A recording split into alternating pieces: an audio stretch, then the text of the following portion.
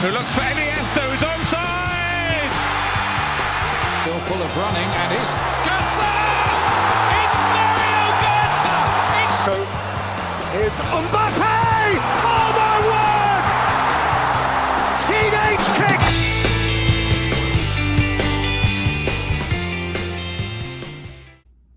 Hey guys, so we've just seen the most thrilling 0-0 game of this tournament so far, and that was between Croatia and Belgium. Croatia going through, of course, because they already had more points from before, and I want to try and analyze the lineups, how the game went, how they changed their strategies along the game, the thrilling end that we had, and then key takeaways for this group and how far I think the two teams that qualified will go in this tournament. So I think this game had it all except the goals. It didn't have goals, but it had so much going on. And in terms of how they started, Belgium started with Trossard, De Bruyne, and Dries Mertens at the top, and that is unlike any of the other two games. They haven't had that start before. First two games, I think Batshuayi started, and really, they've been switching up a lot. I have a lot of questions about the manager's team selection.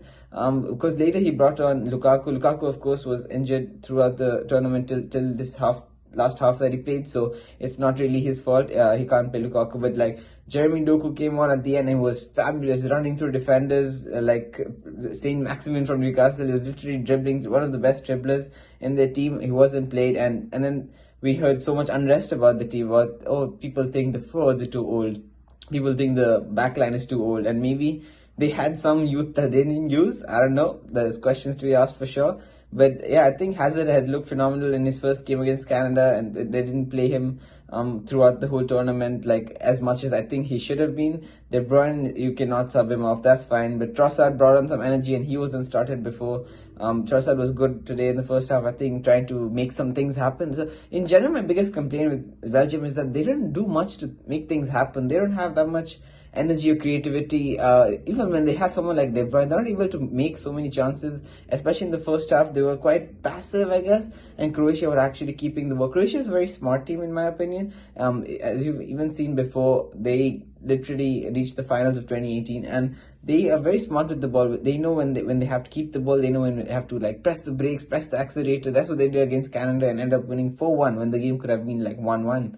So it's really about ball management, trying to see what the time is on the board, what the score line is, and how to use it smartly. So I think in the first half, to sum it up, they really kept going ahead, but also keeping the ball, not losing it too much, and trying to maintain a good ratio between how much they're attacking and how much they're keeping the ball. And while Belgium were a bit passive, and then they really pressed the accelerator in the second half, they played amazing. They fought really hard. That I must give to them, that they fought really hard. But if they just fought like this half for the rest of the other 5 halves in the tournament, they would not be going home. I think Belgium, everyone had huge expectations for them to top this group, thinking this group would be very easy for them, but Morocco has topped them, and that's something I just want to quickly mention. Morocco beat Canada 2-1 and topped the group, and no one saw that coming. People thought they'd finish 3rd or 4th, but they actually finished 1st, and I think they can go to the quarterfinals. They're playing beautiful football. They could make it to quarterfinals, and I'd love that. As someone from Africa, I'd love an African team to go through, but no one really expected that Morocco be first and Croatia second. That's the biggest shock.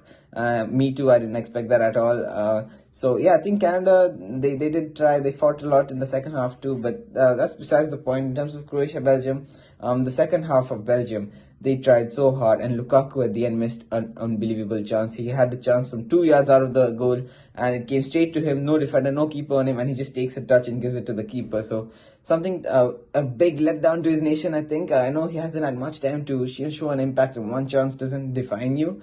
But that was a crazy miss, and I could not believe my eyes when I saw that. So that's definitely a big shocker to me. He could have finished at the 90th minute and sent Croatia back home, and they could have progressed. But Belgium are going back home. The 3rd place team from 2018 World Cup are going back, very unsatisfied. And maybe this is the end of the golden generation. I don't know. It could be. So yeah, that's to sum it up. I think Croatia could go far if they have the right technique. They've learned how their team can play. They learned like where they have their strengths and weaknesses, that they can counter a lot with their wingers, and maybe their midfield is more for ball retention, not really speed.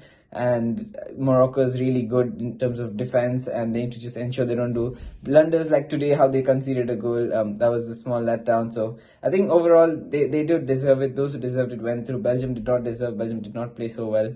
And that's it for this video, and we're really excited to see these two teams go through to the next round of the knockout stages. So yeah, stay tuned for more World Cup content and like and subscribe to our channel.